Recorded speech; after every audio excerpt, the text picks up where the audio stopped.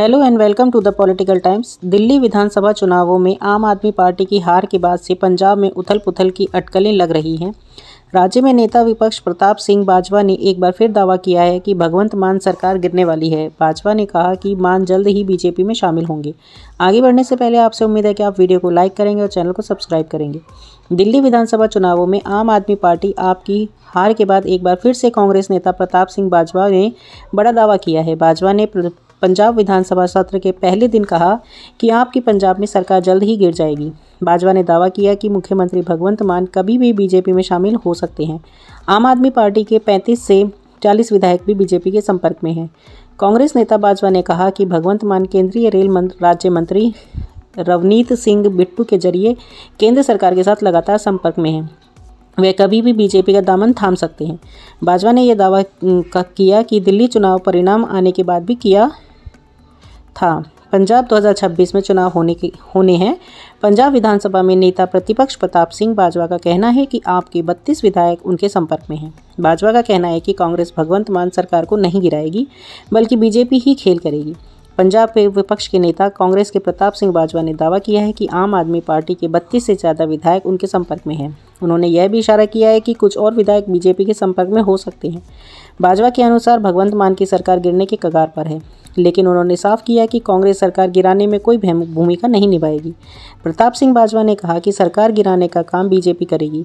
NDTV से बातचीत में बाजवा ने कहा कि सिर्फ विधायक ही नहीं, मंत्री और दूसरे बड़े नेता भी संपर्क में हैं, लेकिन उन्होंने जोर देकर कहा कि हमने साफ कह दिया है कि कांग्रेस किसी भी हालत में इस सरकार को अस्थिर नहीं करेगी, बीजेपी ही ऐसा करेगी। बाजवा के मुताबिक सिर्फ विधायक ही नहीं, मंत्री और दूसरे बड़े नेता भी संपर्क में हैं, लेकिन हमने साफ कह दिया है कि कांग्रेस किसी भी हालात में इस सरकार को अस्थिर नहीं करेगी, बीजेपी ही ऐसा करेगी। बाजवा ने कहा कि कांग्रेस चाहती है कि आप सरकार अपना 5 साल का कार्यकाल पूरा करे।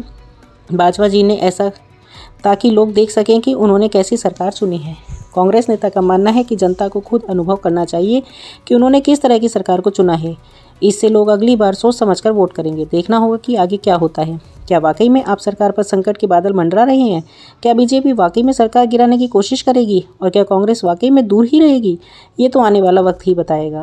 पंजाब में विधानसभा चुनाव 2027 में प्रस्तावित है। चुनाव साल की शुरुआत में ही होंगे। पिछले बार चुनाव फरवरी में हुए थे। आप में पंजाब ने 2022 के चुनावी प्रचंड जीत हासिल की थी। पंजाब की 117 सदस्यों वाली विधानसभा में आम आदमी पार्टी को 92 सीटों पर जीत मिली थी। मोटे तौर पर आपके पास बहुमत के लिए ज़रूरी 59 सीटों से कहीं ज़्यादा सीटें हैं। आपके मौजूदा विधायकों की संख्या 93 है।